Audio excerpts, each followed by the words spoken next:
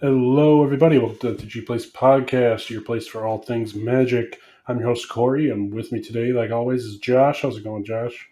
What's up, everybody? Before we jump into the main topic here today, we have a new sponsor. So thank you. Ironguard Supplies is our sponsor. We love their sleeves, top loaders, accessories. You can check out our review video we did a little while ago. And you can get 20% off at ironguardsupplies.com using promo code MTG Place. All right, so main topic today is the Commander cards of OTJ. So Outlaws of Thunder Junction Commander deck cards that are not reprints, rares, and they are rares and mythics. I mean, these are the cards we want to talk about. Like, we usually talk about the rares and the Commander lens. These are the ones made for us. Right. All right, you want to start us off with the first one? Let's do it. All right. Angelic Sellsword. It's 4 and a white for 5 mana, 4/4 flying vigilance, angel mercenary. Whenever this or another non-token creature enters the battlefield under your control, create a 1/1 red mercenary creature token. They have tap, target creature you control gets +1/+0 till end of turn, activate only as a sorcery. Then whenever it attacks, if its power is 6 or greater, draw a card. So you want at least 2 mercenaries to get this bigger, or you're going to be playing it in some sort of aura, artifact, pump up, anthem type deck. Any way to augment it, +1/+1 counters. Or I should say modify. Yeah, I mean at first I was like, this doesn't seem that good, but then I'm like, oh, so you play any creature, you get a token. Yes. So that can go off nuts, and it's white card draw. Yeah. So it's actually pretty good, I think. Mm-hmm. Yeah, it's just non-token, so it doesn't go infinite with itself. But right. Creating, tokens off of just playing things naturally it's going to be good. Right, and if you just have an anthem effect plus the one this gives you, like, you can start drawing cards. Mm-hmm. And you can still block with it because it has vigilance. Yeah. That's pretty good. Yeah, it's pretty decent. The only thing holding it back is 5 mana, but that's for that effect. It's probably it's not terrible, especially if you're playing like a white deck or a white green deck or something, or white red, or right. Yeah, you have some way to ramp a little bit, maybe. Yeah, solid start. Next up, we got the Angel of Indemnity. It's 5 and a white for a 5/5 creature angel warrior. It's flying and lifelink. When it enters the battlefield, return target permanent card with mana value 4 or less from your graveyard to the battlefield. And Encore is 6 white, so you can exile this card from your graveyard. For each opponent, create a token copy that attacks that opponent this turn if able. They gain haste, sack them at the end step. Activate sorcery speed. This is just a strictly better Sun Titan. That's what I'm reading. Doesn't get the attack, but like getting another body just for 6 mana, same as Sun Titan, or whatever you want. It's permanent, so you can get like your Ristic Study back or whatever. But it's flying lifelink. Lifelink's going to add up over time. I think this is better. Like, you get this out, you kind of have a board. Someone's like, "Oh man, that's pretty big. I got a board wipe." Well, then for 8 mana, you just Encore and you get everything they board wiped back. Like, they'll be so afraid of casting that Wrath of God. That's true. And it is mana value 4 or less, not 3 or less, so you can get some decent things back. Something even better. Smothering Tithe, eh? I think this is just strictly better Sun Titan. I haven't seen Sun Titan in a while, but this having Encore, it's a lot, but like that's like I don't want to cast Wrath of God against this. That's true. I mean, it doesn't trigger on attack like Sun Titan, but this is pretty good, especially if you're in like an Angel deck. Mm-hmm. I think the lifelink will add up over like real fast. Yeah, it's going to be like one of those like kill on sight and then exile it from your graveyard. Yeah, like or they're going to like just exile it with swords or something. You have to swords it. You have to path this. Like you. That threat is insane. I'm wondering how good it is if I was to put this in like Carador and just like Yeah. pitch it to the yard with Yeah. like Entomb and then just pay the 8 mana, get a bunch of stuff back. Right. Right. It's almost like Karmic Guide in a way. Yeah. All right, we'll move on to the Sand Scout. 1 in a white for a 2/2 human scout. When this enters the battlefield, if an opponent controls more lands than you, search your library for a desert card, put it on the battlefield tapped, then shuffle. Whenever 1 or more land cards are put into your graveyard from anywhere, create a 1/1 red, green, and white Sand Warrior creature token. This ability triggers only once each turn. Sucks that it's once each turn only, but That's still pretty nuts. I play Sidisi Brood Tyrant, and I'm self-milling so easily. You would like yeah, make but a that's lot. not white though. No. So I like wish I could run this. you would be But green, white, something probably, yeah, I definitely need green. Probably some mill with and you have to play black. deserts. But deserts aren't bad. Yeah, there's definitely the one that scored. I can't forget the name, but the one that is Bajukabak, exile all Right. graveyards. Yeah. That one's good for sure. But it's sad that it says only a desert. Like it doesn't say or basic. Like Right. you have to run that desert. I mean, you don't have I to. mean, you could run one of the dual color deserts too that ping Yeah, somebody yeah. because Which they're are coming in tapped okay. anyway, so like doesn't really matter. Yeah, Like, but you would have to run the I'm desert. assuming this is because I think one of the commanders is revolved around the deserts or sub theme of deserts. Yeah, yeah, for sure. But like outside of that, building this card in the 99 somewhere else it doesn't look Yeah, good. you're just going to want that last part, and then you're going to want some sort of instant speedway then to sack lands so that you can No, throw it on everyone's you just turn. have to mill. It's from anywhere. Yeah, but you could also just have like what's the one where you discard lands from your hand, like Molten Vortex or whatever. Mm, Just like okay. pitch a land to deal 2 damage, Hmm. and then it'd be like, oh, deal 2 damage, get a 1/1. Oh, now it's past your turn. Do that again. Just fetch lands in general. Yeah, fetch lands too. Play that with Crucible of Worlds. It seems okay. I just why is it in white? But Yeah. Next up, we ride at dawn. 2 and a white for an enchantment.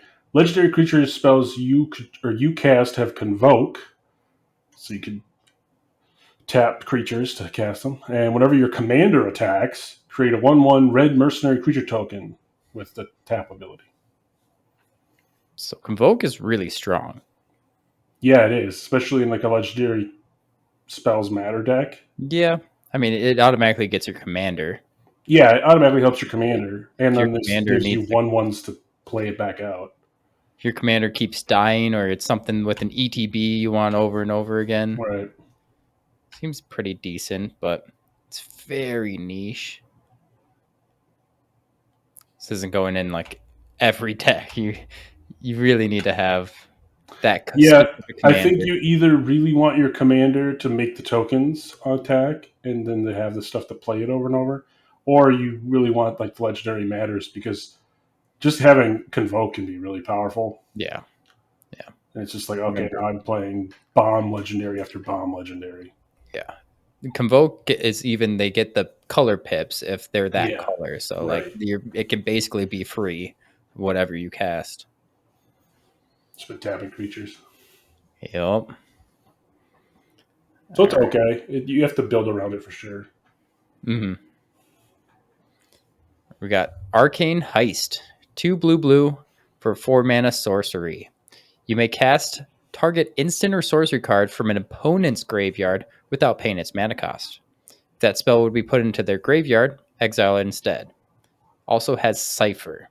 So you may exile this spell encoded onto a creature you control. Whenever that creature deals combat damage to a player, you may cast this as a copy without paying its mana cost.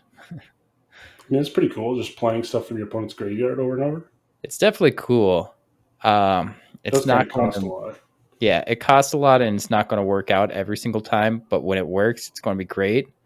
It's Yeah. just that like chance of it not happening, which is going to probably be more often than later, is not something I really want to be putting in my commander decks.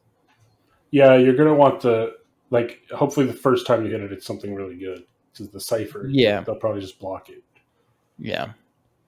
Hit like a Jessica's Will or something. Like the upsides. But if you put it on like a 1/1 unblockable creature, Yeah, could yeah. be okay. You might want to be like the mill deck, so you know that something's going to be in there. Yeah, But still, it's like it's a lot of hoops to go through. I don't think I would run something that works 50% of the time. yeah, looks cool. Fun card. Can be powerful. Like the upside's there. Yeah, Just the downside kind of sucks. yeah.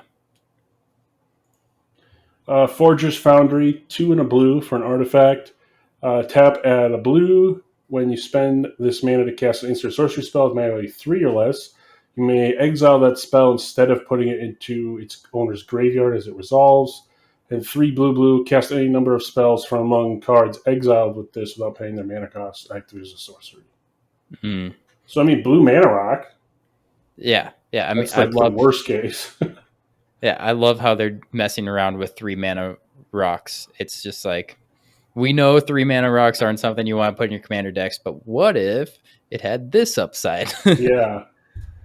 Why does it have to say sorcery? You can't be casting your counter spells with this. Yeah. Oh shoot! But I mean, like, even if you did, like, the odds are you're going to play multiple counter spells off of it is weird. Like, you just use it the one time.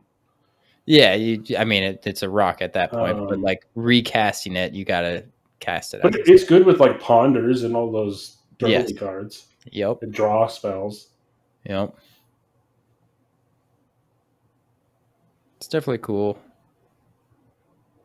You gotta be pretty heavy on those types of spells, but I mean, in the right deck, it's probably going to be pretty sick. Yeah. Just knowing, like I said, worst case, it's a mana rock. Like, yeah, just knowing commander games end around like turn 8 to 12, somewhere around there. You probably only get this off like 2 to 3 more times. So I don't. yeah, you have it's to really like, yeah. If you have a Niv deck, maybe Mm-hmm. just keep casting stuff. Definitely worth trying out. All right, we got Lock and Load. 2 and a blue for a sorcery. Draw a card. Then draw a card for each other instant or sorcery spell you've casted this turn. And it's got plot for 3 and a blue. That's an insane one to use with that one where you can cast them all for free. That mana rock. Yeah. Draw a bunch of cards. Right. It's nice that it's plot, because then you can wait for a turn where you could just cast like 3-4 spells and then draw like 4 or 5 cards. Mm-hmm. Some sort of storming off. It's interesting. I mean, it's probably better than divination. Yeah, yeah. I mean, we're far, far away from divination nowadays being anyway decent. But how many cards do you have to get off it to be worth it? 3? Siege by 2 spells? Because divination is just not good anymore, so you want at least 3. Which is like you plot can't helps just you like do that. Yeah. Yeah. You don't need a low cost deck, low curve deck for this, I think. For sure. But there is the like cast 2 spells deck, so this would be good in there. I'm sure this is one of them in there.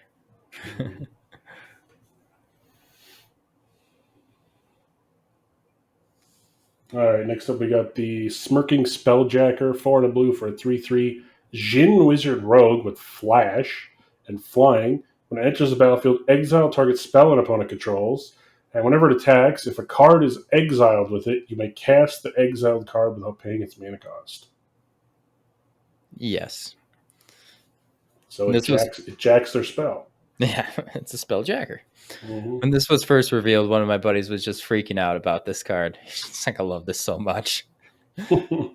It's got flash, so you get it. Well, I mean, it's got so you steal the spell that's on the stack, but that means you could attack with it the turn it's yours to get Right. that spell back. I would love to see this in like a flickering deck. Yeah, that'd be sweet. You like do this, and then you like, oh, you have that on the stack in response, like Cloud Shift. Yeah, exactly. Get another thing, cast more things from them. It's I pretty love how cool. it says spell too. It's not like instant or sorcery, or Yeah, you can hit their big creature or it something. can be as big as possible too. It's not like mana value 4 later. Like this hits everything. Yep. It's just the 5 mana, a little holding it back, but It it's also hits spells that can't be countered because it's just a spell on the stack. yeah, it exiles the spell. Yeah, it's not countering. Yeah, I think it's going to be awesome. I want to try it out. It's just that 5 mana.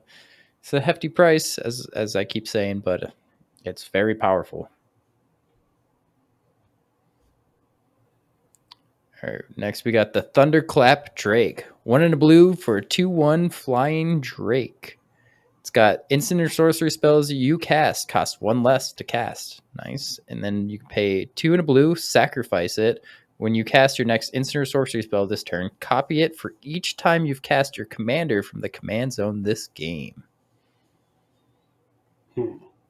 It's just a better Goblin Electromancer. Yeah, I guess. I mean that's at the floor. So I Right. mean the rest of it's like upside. If you're Yeah. running Electromancer, like this is just strict upgrade. Yeah, you probably play both still. Yeah, true.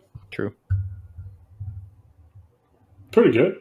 But yeah, just looking at it that lens, like it's Electromancer plus, Right. like Yeah. you're only going to cast your commander maybe once, maybe twice, usually, unless you really have like Rograth or something you're doing crazy, which then this could be nuts. But still, just like being able to copy something for 3 one Yeah. time, good upside. It's a good card. Yeah. Next up, we got Back in Town. It is X, 2 and a black for a sorcery. Return X outlaw creatures from your graveyard to the battlefield. And as a reminder, outlaws are assassins, mercenaries, pirates, rogues, and warlocks. Yeah, I don't really know like very good assassins, mercy, pirate, rogues, and warlocks on the top of my head, There's but quite a few, I think. yeah, Isn't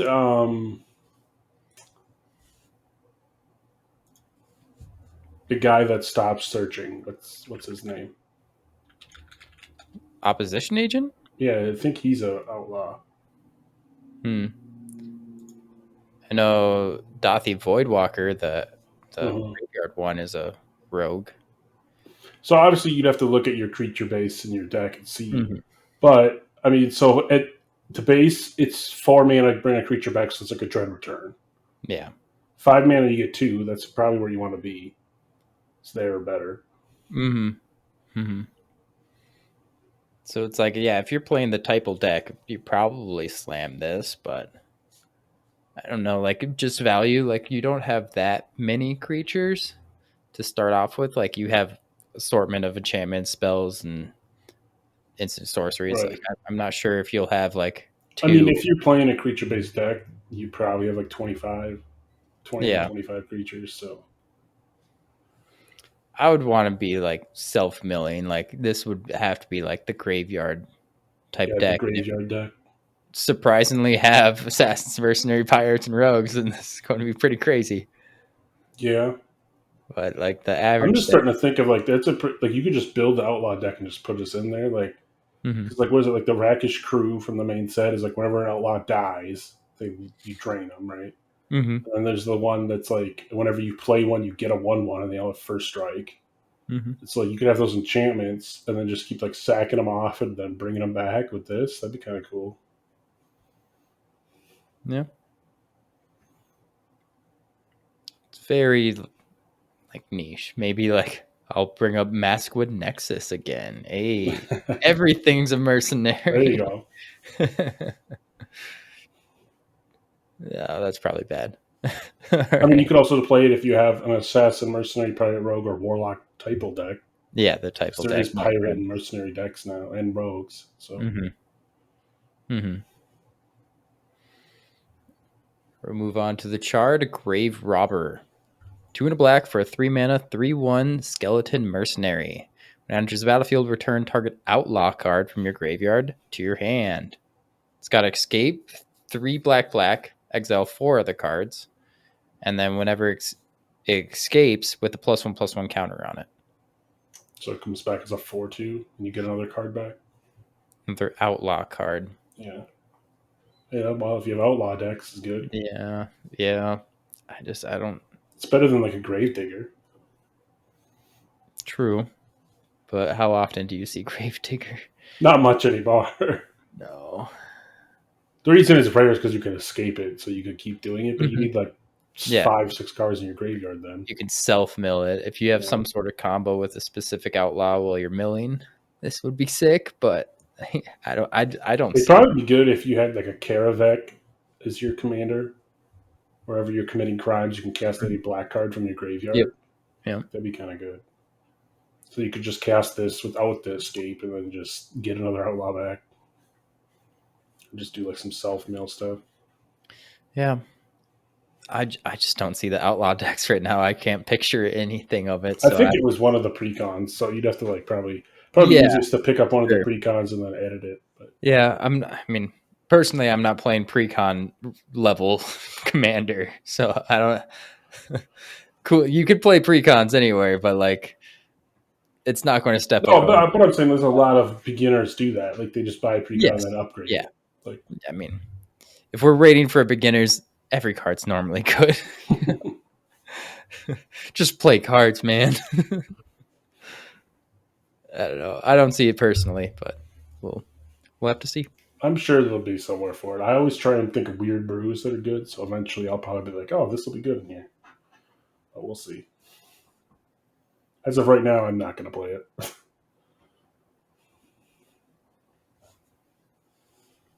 Next up, we got Discreet Retreat, 3 and a black for an enchantment aura.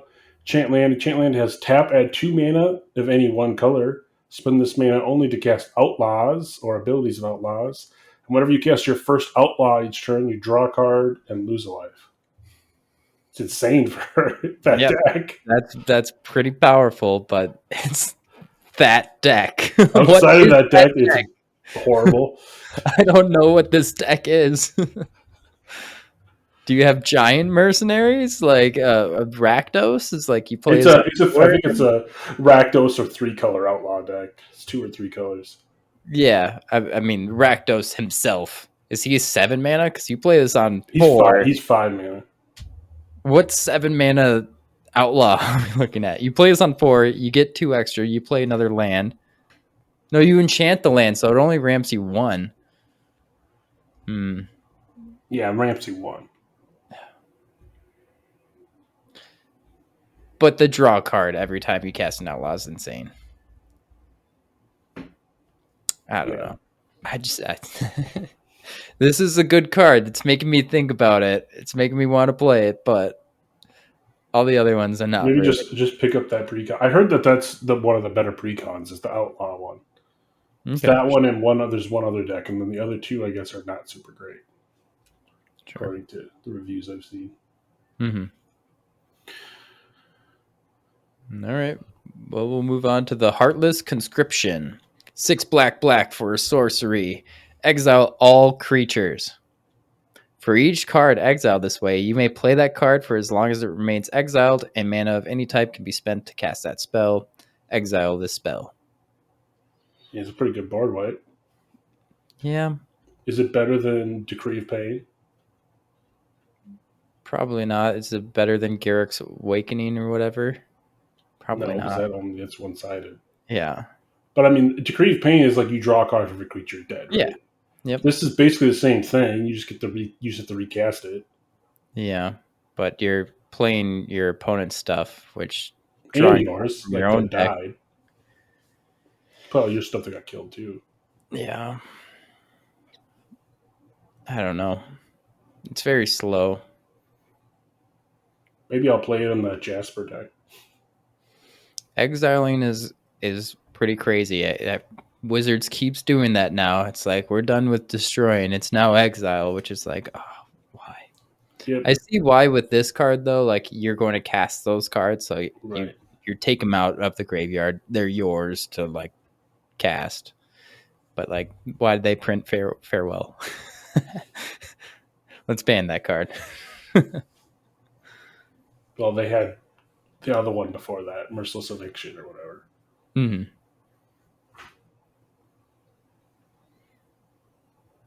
All right, next up we got a Rocky Soul Reaver, 5 and a black for a 5/4 Snake Ninja Rogue with Ninjutsu, 3 and a black. Whenever one or more creatures you control deal combat damage to a player, create a treasure token and manifest the top card of that player's library. It's interesting. Not bad. Yeah. I like taking my opponent's cards like that. Manifesting their top card is awesome. Yep. It's one or more creatures, which is kind of like meh. Yeah. So you just get one no matter what. You just get one treasure and one manifest. I don't know. I don't think it's that good.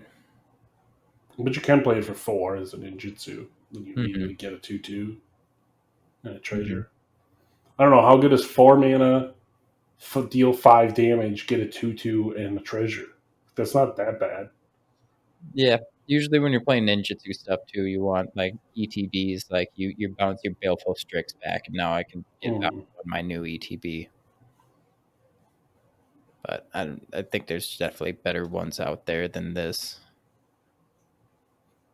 I mean, I'd rather just play Ink Eyes, where you just get a creature from their yard Mm-hmm. for the same mana cost. Yeah. Yeah, probably just not. There's way better options. All right, we'll move on to the Thieving Varmint. 1 and a black for 2/1 Varmint. It's got Death Touch and Lifelink. You could tap it, pay 1 life, add 2 mana of any one color. Spend this mana only to cast spells you don't own. Yeah, this is one that I need to get. I had a proxy of it in my deck when we were playing. You were like, what? That's a card? Yeah. Yeah. It's pretty crazy in the right deck. I mean, yeah. If mana you're in a deck that's playing your opponent's stuff, that's where you want it. Otherwise, definitely don't need it. Yeah, you don't need it. But that ramping from 2 to like 5, it's insane. You just got to be in that deck.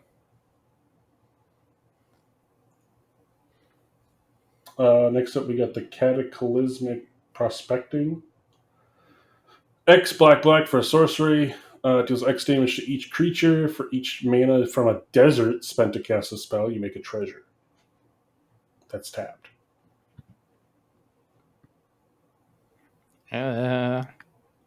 If you have deserts, okay, but there's the same cards without that part. Yeah. It's like, okay, I can blow up the board and get some treasures back for my next turn. Then you're running deserts, so yeah, probably not good. So unless you have a lot of stuff that cares about crime, probably ain't playing those deserts that ping. Yeah. Meh. Move on to the Crackling Spell Slinger. 3 red for a 2/2 flash human wizard. When it enters battlefield, if you cast it, the next instant or sorcery spell you cast this turn has Storm.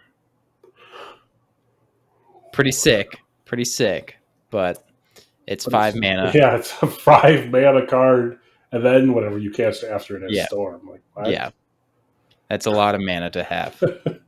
So you need like a ton of mana. Like if you can make infinite mana, sure. Yeah, but then there's better ways to win. I don't know. This is like the dream. You have this and like Lightning Bolt, and your opponents are just kind of going off on a counterspell war. They cast like 4 to 5 spells. Then at the end step, you flash this in, play Lightning Bolt. You have 7 Lightning Bolts to ping off somewhere. Yeah. But that's like I hope Magical Christmas Land, my opponents are going off and doing Yeah. crazy things. If not, if you got to do this on your own, it's way too much I mean, I guess it's good against a storm deck, right? mana. Like if someone's storming off and they put like tendrils on the stack, you like flash this in, resolve it, play this, Hmm. kill you first. Yeah. Fight storm with storm. Yeah. Yeah, probably not good. That's like we're talking Magical Christmas Land here. Yeah, it's not happening. Yeah. All right, next up is Dead Before Sunrise. 3 in a red for an instant. Until end of turn, outlaw creatures you control get +1/+0 and have tap. This creature deals damage equal to its power to target creature. Hmm. Another good thing for the outlaw deck. Yeah. Yeah. Turn them all into pingers to other creatures. Yep. Usually you're making those mercenaries that I mean, just are tap deal outlaws. 2 is pretty good. Mm-hmm. I'd have to see the deck. I have Yeah. no idea what I'm judging right now. Maybe What you am I? should build the deck to see. Uh, maybe. We'll move on to Elemental Eruption. 4 red for sorcery. Create a 4/4 red dragon elemental creature token with flying and prowess. And this card has Storm. Interesting. Now, this card I've seen, they put it in on MTGO Vintage Cube. Since this is a commander card, I don't think they've really thought about 1v1, but man, is this a house in 1v1? You just play like Grim Monolith or some sort of ramp, some rituals, just ritual out 1 or 2 times. 2 times is crazy. Then play this. You have 3/4/4s with prowess. That's just going to close out that game. Yeah, that's true. It's pretty good. It's insane in Cube. Now in Commander, making bodies, as I say, is not really a priority. Not that good, but it's still decent. I would say still a decent card. They have prowess, so you're playing the storm deck. You're casting spells, so those things are going to get bigger. And they have evasion. I think it's pretty decent to slot in. Yeah, it seems pretty good. I would put this like after your Mind's Desire. Slot in Mind's Desire first, but like if you need more slots like that, I'd say it's I mean, it's cheaper than like Dragonstorm. yep. And that Dragonstorm, you got to run dragons, Yeah. which is a downside.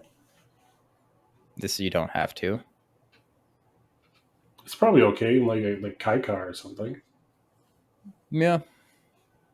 Yep. I think it's a fun one. It's definitely Let's see it play. It busted. definitely seems cool in Cube. like vintage cube settings. Yeah. So It's busted.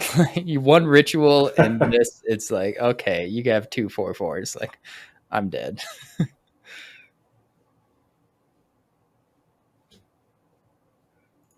next up, we got Embrace the Unknown. 2 in a red for a sorcery. Exile the top 2 cards of your library until the end of your next turn. You may play those cards, and it has Retrace. You can cast this from your graveyard by discarding a land, in addition to paying the 3 mana. Should we say it? Say the thing, Bart. This works well in Prosper. Oh, Everything works well in everything. Prosper. Oh, dang it. It's got kind of cool artwork, though. Yeah. Yeah. It's definitely the better impulse draw, so until your next turn, so you can slam this on turn 3. Yeah, and it's nice that if you're getting flooded, you can just keep doing it. Mm-hmm. Mm-hmm.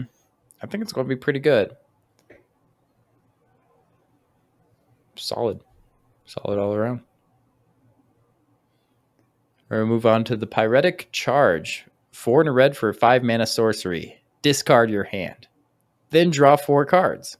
For each card discarded this way, creatures you control get +1/+0 until end of turn. Has plot for 3 in a red. Seems weird. Yeah, because it's like I'm gonna pitch 4 to draw 4, give +4/+0, or I'm gonna pitch 0 and just draw 4, and then they get +0, which is whatever. And it's like you want to be. I mean, it's red. I see like an aggro going wide. You really don't. have The plot cost is less. You can play it for 4 mana. yeah, but you can't cast it that turn. You're casting it on turn 5 anyway. Right. It's like if I have the creatures, I don't have any cards in hand because I played all my cards. So then they're not going to get buff, or I don't have any, or I have cards because I haven't played them, and I'm going to buff nothing that I. Yeah, I feel like you're not going to ever play it from the buff. It's more like you're just going to Yeah, play out your hand, draw 4. draw 4. Like, Yeah, that seems the better way to play it. definitely. Like 4 mana, plot it, wait till you get ready to dump your hand, and then just draw 4. I guess is that good? 5 mana draw 4 is not. Well, before you could 4 mana draw 4. It's just a waited turn. So it gives you another turn. Turn. And you could wait multiple turns, actually. So you could turn 4, play it, and then just wait till your hand's dumped. But I don't know. Is that better than just playing like Wheel of Fortune? I don't know. No. I mean, Wheel of Fortune does have that downside where your opponents get a draw. That's debatable. Sometimes you want it for Smothering Tithe, but like, I don't think this is a good card.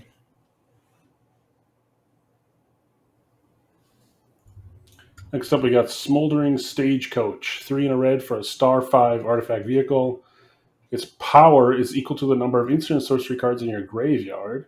And whenever it attacks, the next instant and the next sorcery spell you cast this turn each have Cascade, and it's crew 2. Dang, that's interesting. You had to say both of them because if you cascade into a sorcery spell, it will also cascade. Yeah.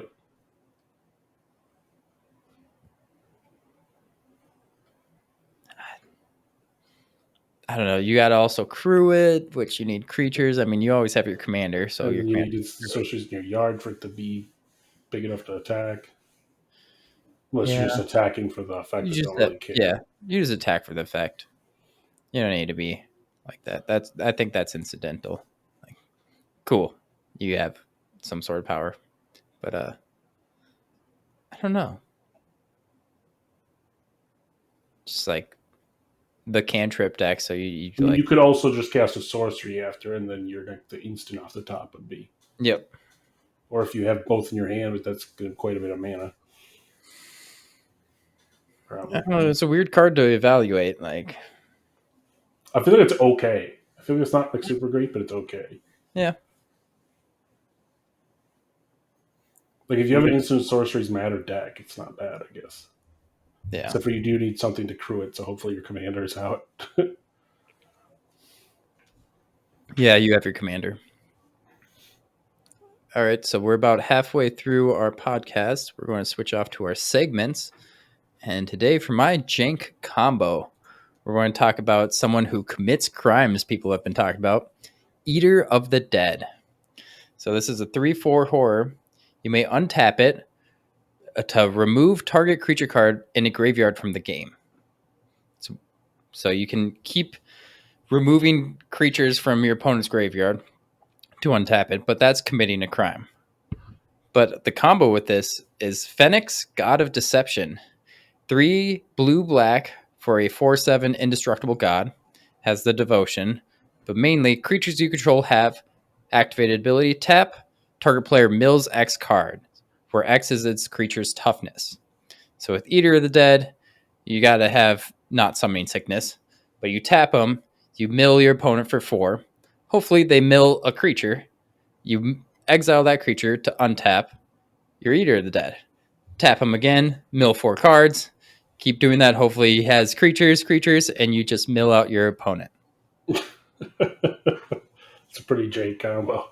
You have to hit creatures or it's good. Yeah, you have to hope that you hit creatures every time, which is kind of the fun. It's like, ooh, did I get one? Did I get one? And you can stockpile too. It's like, ooh, there was 2 of them in there. Oh, nice, 3 of them in there. Yeah. Which, I mean, if you're running Phoenix, God of Deception, this is a 1-card combo. Nice. You already have Phoenix in the command zone. Plus, Eater of the Dead, man, he commits crimes. If you need to commit crimes, check out this reserve list card. All right, Corey's crazy card this week is Braid of Fire. It's 1 red for an enchantment. Cumulative upkeep, add a red mana to your mana pool. So at the beginning of your upkeep, you're going to put an age counter on it, and then sack it unless you pay its upkeep cost, which is adding mana to your mana pool. So basically, you can get a whole bunch of mana on your upkeep. And if you have any instants or something, you can cast it. Or if you have a way to make mana float through to your phases, then you get a bunch of stuff. It was originally made because of mana burn, so it was supposed to be a downside. But now that that Yes. doesn't exist, it can be a good card if you find a way to use it. Mm-hmm. Yeah, that no downside, no mana burn just makes this card pretty crazy. I love this card. I run a mono red Kumano Master Yamabushi deck. He has an activated ability, 1 in a red, ping 1 damage to any target. So So you I use all that love, mana for that. oh yeah. As long as you got like an activated ability, this card's pretty crazy. I love this card. All right, we're back to green cards. We got the Dune Chanter. 2 and a green for a 2/3 plant druid with reach. Lands you control and land cards you own that aren't on the battlefield are deserts in addition to their other types. Lands you control have tap, add 1 mana of any color, and you can tap them to mill 2 cards. You gain 1 life for each land card milled this way. I mean, this makes all your lands deserts to make those other cards work. That white card, the sand dune guy, you can search your library for And any. the red card that does X and you get treasures for deserts. Mm-hmm. I mean, what is the Dryad of the Elysian Grove makes all of your things rainbow lands, which is Yeah, I pretty mean, you would play this just for that, like because it's a two chromatic three. lantern type Yeah, effect. Yeah. like it's a 2/3 with that effect, and then if you Mm-hmm. have anything that cares about deserts, sure. But otherwise, just you can also self mill. It's pretty Yeah, good. it's good. Pretty decent. Pretty decent. Yeah, I mean, I If like you're it. It's more than 2 colors, I think you play it. mm-hmm. Mm-hmm. Next up is Rumbleweed. It is 10 and a green for an 8/8 plant elemental. This spell costs 1 less for each land card in your graveyard. Mm. And Vigilance Reach Trample. When it enters the battlefield, other creatures you control get +3/+3 and gain Trample until end of turn. Ooh, trample's huge. Overrun's nice. It's got vigilance. That's nice. So you overrun, and I Mm-hmm. mean, if you have 10 lands in your graveyard, it's 1 mana, eat 8. That overruns. Mm-hmm. Mm-hmm. Yeah, if you're any sort of self mill type deck, I mean, just playing fetches, you're going to get this down at least like 2 or 3 mana. Like, just yeah, playing fetches. that still doesn't make it better than like Thunderfoot Baloth or Right. the Apex, whatever Ram. Yeah. But if you are that self mill, this is probably better than any of those. Yeah. And if you sack lands for other ways, or Mm-hmm. discard lands or whatever, Mm-hmm. it's pretty good. Yeah. Or if you're Like a like the Loam Crucible deck. mm-hmm. Exactly. Yeah. Any sort of self mill type thing. Yeah, I love the design that Wizards does. It's like very specific type decks, but they're just slightly better than like the overarching normal card you run. We'll move on to the Savvy Trader. 3 and a green for 4 mana, 3/3 human citizen. When it enters battlefield, exile target permanent card from your graveyard.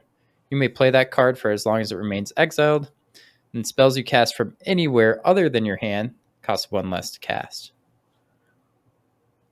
It's not bad. It's like a Actually, slow I Ewit. actually think it's decent in Carador. It's better than the 5 mana one I have now that does that. Hmm. Because like I can play spells from my graveyard with Yeah. Carador, and so then it costs 1 less. Yep. Plus, Yep. it basically brings something back. Yeah. It's decent there. I mean, when it says something like costs 1 less to cast, those type of things, you want to be able to cast multiple things per turn, because or otherwise, then it's just like a Birds of Paradise, or it's just a Llanowar Elf. You're getting 1 mana each turn. Right. So I don't know. It's weird. It's a weird I'm one. just thinking if I would rather have this over Gravebreaker Lamia. Because Gravebreaker is 5 mana, I think, and it spells you cast from your graveyard cost 1 less, and then it entombs on ETB. Hmm. Well, the Entomb part's pretty powerful. Yeah. So I'm trying to think of like getting an e-witness card of whatever it costs 1 less. If that's better or not. Yeah. I think the Entomb part's pretty nuts in a commander deck because that's like the main downside of commander is singleton giant True. deck. Where it's like this can get you the answer, or the Gravebreaker can get you the answer when Savvy Trader's just like, oh, you did find it, but it didn't work. Here you Right. go again. Oh, It's okay. it's okay. Next up, we got the Tower Winders. 1 and a green for a 1/1 creature snake. Reach and Death Touch. This has been a controversial card. When it enters the battlefield, search your library and/or graveyard for Command Tower. Reveal it and put it into your hand. If you search your library this way, shuffle. People are saying that this is great and you should play it in every deck, and other people are saying it's horrible because what if you already drew your Command Tower Mm-hmm. and it's on the battlefield? Then it's just 2 mana 1/1 Death Touch Reach. Yep. What side of the fence are you on? Is it good? Should be in every deck, or is it bad? Should be in no Well, deck. not every deck. I think it's decent. I would definitely run it in like a snake deck. So you'd run it in some decks, but not all. Yes. Yeah. It's somewhere in the medium. It's sure not like breaking the game at all. But Command Tower is the best land in Commander, hands down. There's no other land that's better than that. So, I mean, Because some people are like, hey, it's like running 2 Command Towers. yeah. You need to be like 3 colors or more. Like some 2-color decks don't even run Command Tower. Like, That's true. so 1 color decks don't even always run it. no, I wouldn't run this in Command Tower in mono green. No. Usually you want forest for like your Nissa or something that cares about how many forests you have. I don't think this card is strong. I think it's fun. It definitely helps if you haven't drawn your Command Tower. But obviously, if you've drawn it, then it's like, okay, this card sucks. Reach is pretty crazy. Green usually can't like get flyers, but it being reach with that touch, it's like, all right. Yeah, you get anything you want.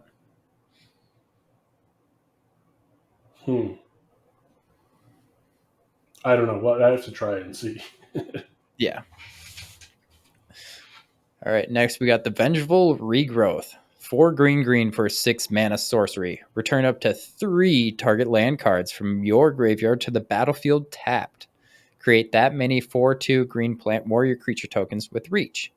It's also got flashback for 6 green.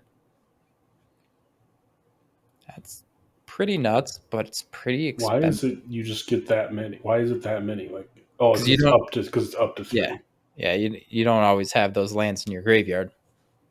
So 6 mana, get 3 4/2s and 3 lands back. 8 mana, do it again. Yeah. Or if you're just self-milling, you can get this from your graveyard for 8 mana. I don't know how good is that. I feel I like think it's too I feel like I'd expensive. rather just play low for 2 mana. Yeah. Also gets 3 back, but I don't get the tokens. Yeah. But they're in your hand and not in the play. Mm-hmm. So Yeah, this would ramp you, just kind of ramp you 3 mana. which is amazing. But I think it's a very cool card. Could be I don't strong. mind it for the 6 because it's like playing 3 rampant growths, right? Like Yeah. the 8, I think, is a little expensive. I don't know if I'd ever flash it back. It's like you're starting off. The ramp is like get you into the game. Once you have 6 mana, you're kind of in the game. what are you Yeah. casting that's even higher? Yeah, What unless you have a lot of rocks and not like lands, then maybe it'd be okay. I don't know. Is 6 mana get 3 4/2s good? That's not that good either. I think this is like a don't play it. yeah. It's just too expensive. I love the incidental. Oh, you have flashback. Oh, I milled this, then I can use that type of thing. But yeah, it's still too expensive.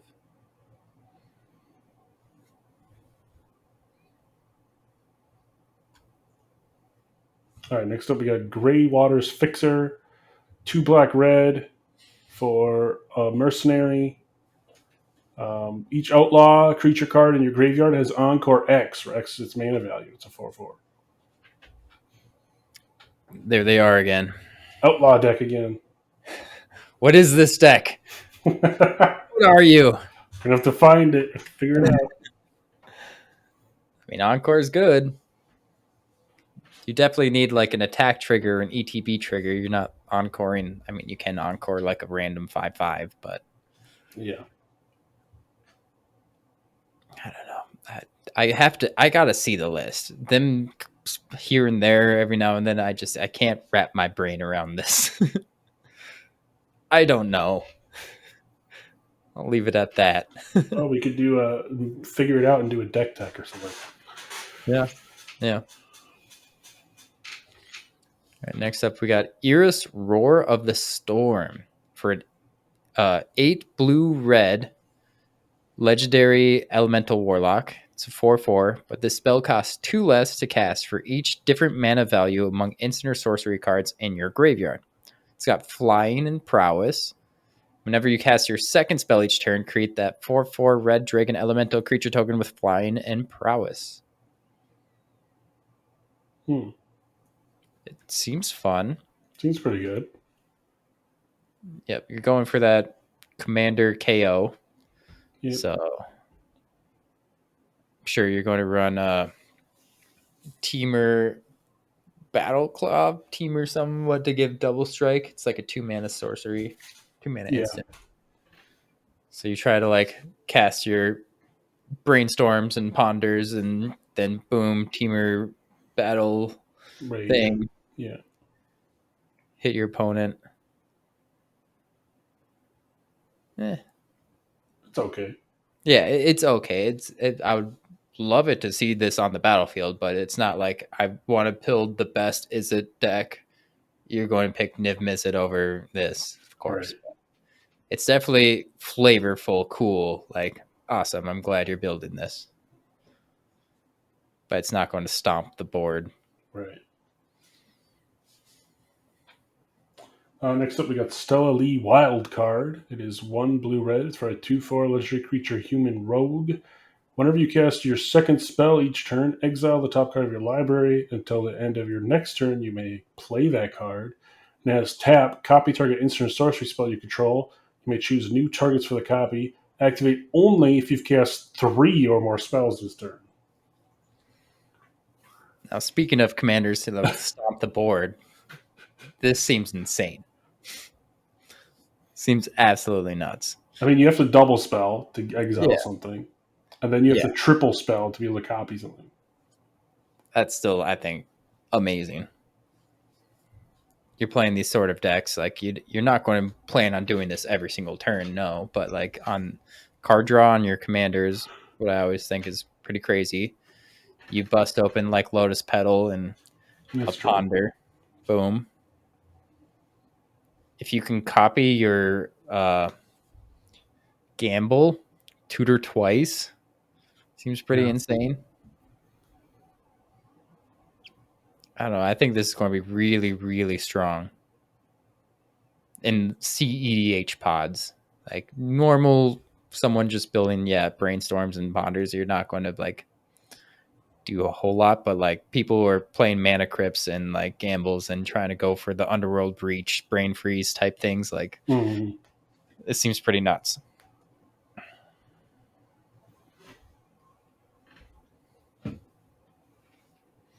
All right, we got Kiri Talented Sprout. 1 red, green, white for a 0/3 legendary plant druid. Other plants in tree folk you control get +2/+0. Then at the beginning of your post-combat main phase, return target plant, tree folk, or land card from your graveyard to your hand. Plant deck, tree folk deck. Let's go. It's definitely cute. I don't know if there's been a plant coming in there before, is there? No. I mean, I guess there's. I think the one guy's legendary. That the red green guy that makes Avenger plants. Mm, yep. He was fun. He was You pretty. could put that in here along with Avenger. No, This you might could. be interesting to build just for funzy. I don't Yeah, know how good it is, but it's one of those again. I'm going to fist bump you. Awesome playing against it, hmm. but yeah, it's not going to be a Stella Lee card. Yeah, it's not going to be a like siege, but like home day games. It's going to be fun. Mhm. Yeah, it's definitely like I'm going to build plants. Awesome.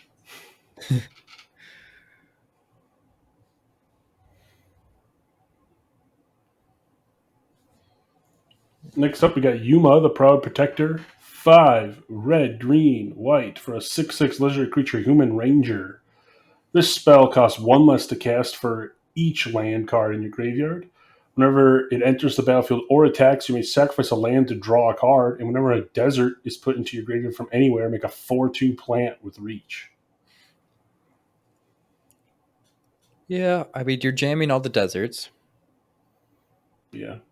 but is that draw cards are good? Is it just a little too late to like? I mean, it costs less for every land in your graveyard, so if you're self milling, you could play this Mm-hmm. earlier. Mm-hmm. And it's not like once per turn making those tokens, so like you can really like mill, Right. You can get a whole bunch. get a whole bunch in a turn. There's that 2 mana artifact that's like whenever you untap mill cards, like you slam this guy, you have lots of permanents, and then you untap like 20, Yeah. mill like 10, you get 10 for 2 green plant warrior tokens like this. It seems fun. I think it's just a little too late, but could be good if everything aligns right. Could be. He's the commander of the desert deck, like the Yeah. precon. I don't know. It seems fun, but you're playing deserts, which is a downgrade, and just seems a little too high casting, a little just too late.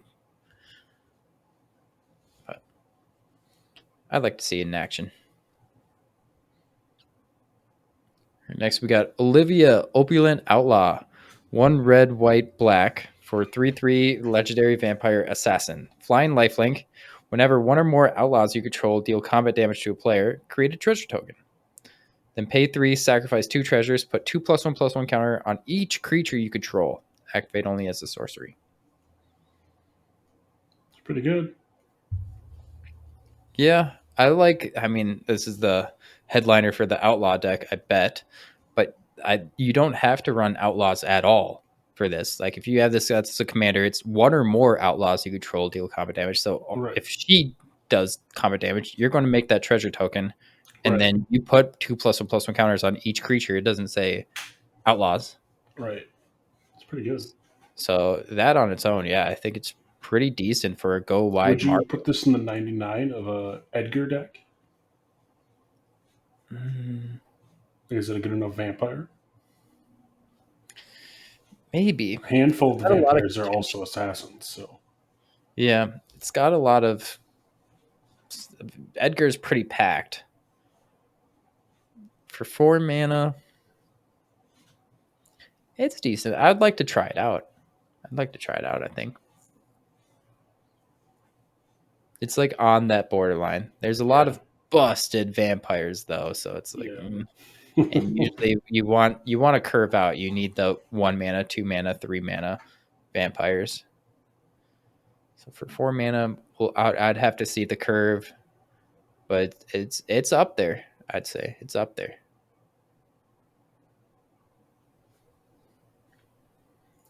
Next up, we got Vihan Goldwaker. Red, white, and black. 3/3 legendary creature, dwarf warlock. Other outlaws you control have vigilance and haste. To the beginning of combat on your turn, you may have treasures you control become 3/3 construct assassin artifact creature tokens in addition to their other types. Hmm. So if you have a way to make a whole bunch of treasure, the treasure deck, you could put this in and just swing with a bunch of 3/3s. I don't know, like treasures, you're most likely going to use them to get mana, and if you're not, then just getting 3/3s off of them is not that strong. And if you have more than 10, you could just win with that. What is that black enchantment? Collective brutality? No, it's like if you have 10 or more treasures on your upkeep, you win the game. Oh, it's 20 or more, but yeah. It's 20 or more. Yeah. I think it's 20, the riches. I don't know. I have it in my carrot or deck. It's like Revel in Riches or something. Revel in Riches. And maybe it is 10, but I think it's just oh, 10. it is if you have 10. Wow. Yeah, you just win at that point. Yeah. So it's like that in between area with this guy, just making them Three three threes, threes. and then people are just going to block them. I guess you run Revel in this, but it's like I don't know. It's weird. It's weird. Would it be better if it made a treasure too, and then it became a 3/3 with haste? Yeah. Yep. Because you'd run it mostly just for making treasures. It would be Yeah. like a ramp piece. Your treasures are assassins, so they're outlaws. They have haste. Mm-hmm.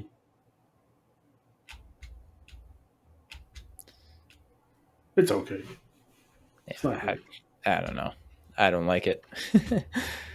We move on to Felix 5 Boots. 2 black, green, blue for a 5/4 legendary Ooze Rogue. He's got Menace and Ward 2. A creature you control dealing combat damage to a player causes a triggered ability of a permanent you control to trigger. That ability triggers an additional time. So this is the Doubles triggers for on dealing combat damage. so like swords of X and Y. Yeah, those will trigger twice, or like the thing whenever you deal combat damage, you draw a card. Enchantments, so you draw 2 cards. Hmm. Mm-hmm. Mm-hmm. It's an interesting deck you could build.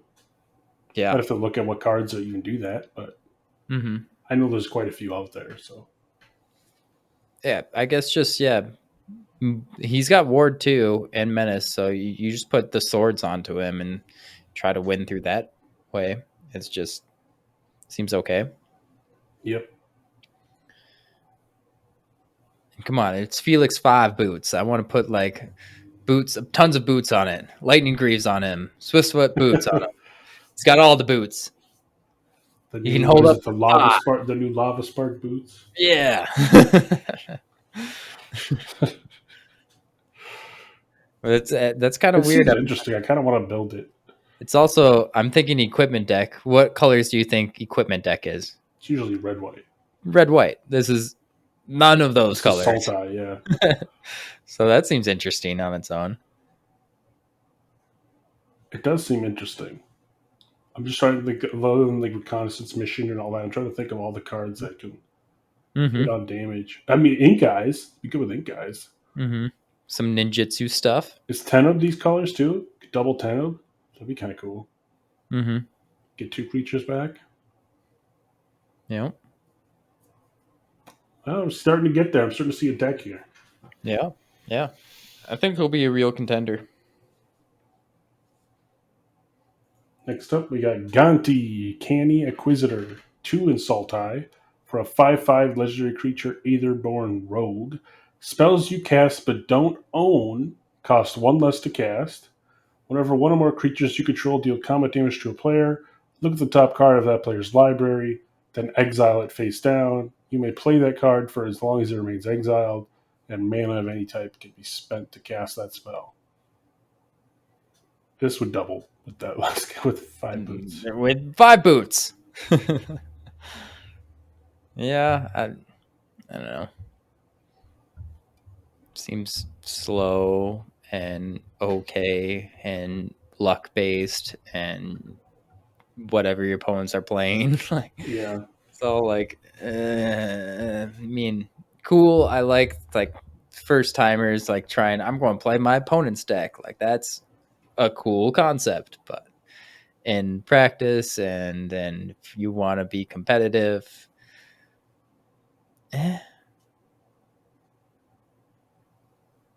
It's okay.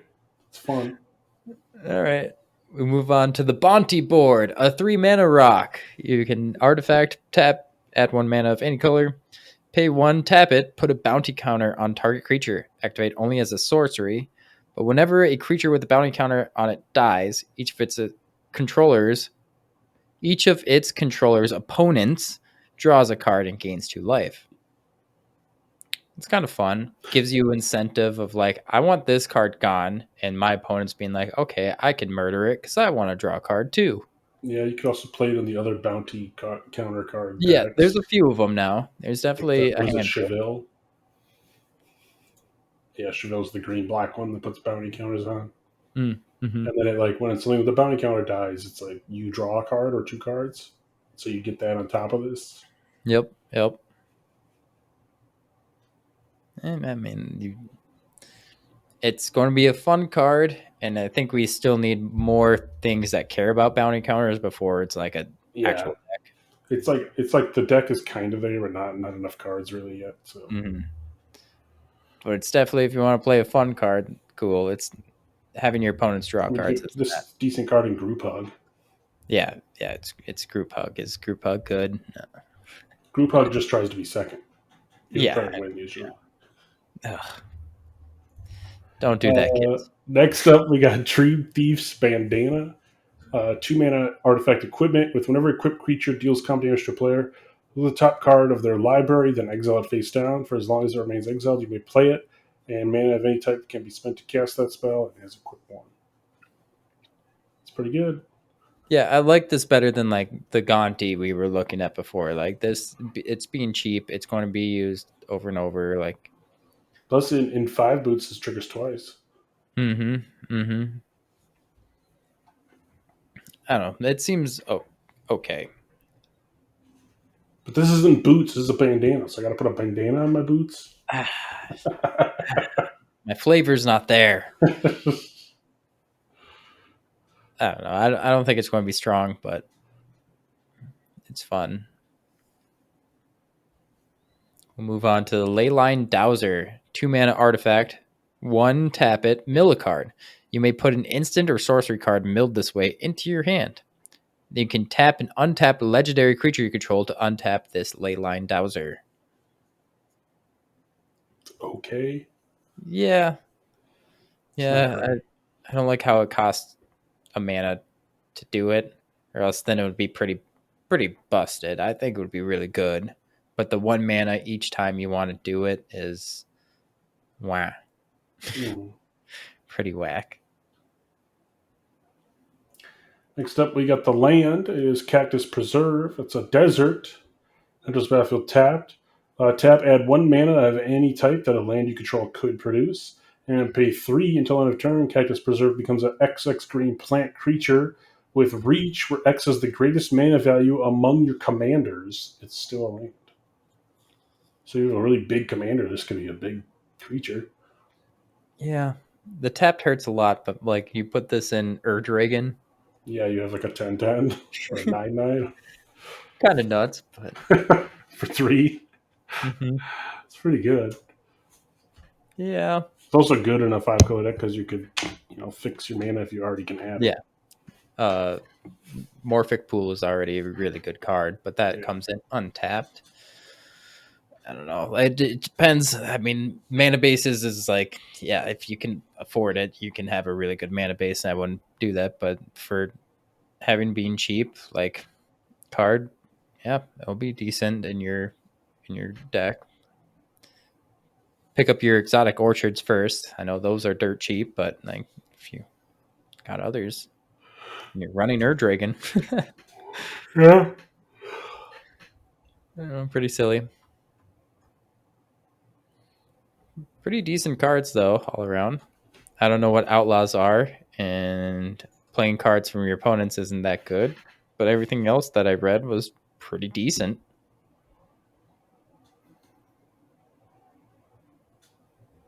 I'd say. Is that all the cards then? Yep. All right. Well, if you like any of these cards, pick them up using our TCG Player affiliate link, which can be found in the show notes and on our website, mtgplace.net. Yeah, and you can help support the show at patreon.com. We have different tiers of involvement that you can get for different perks you want.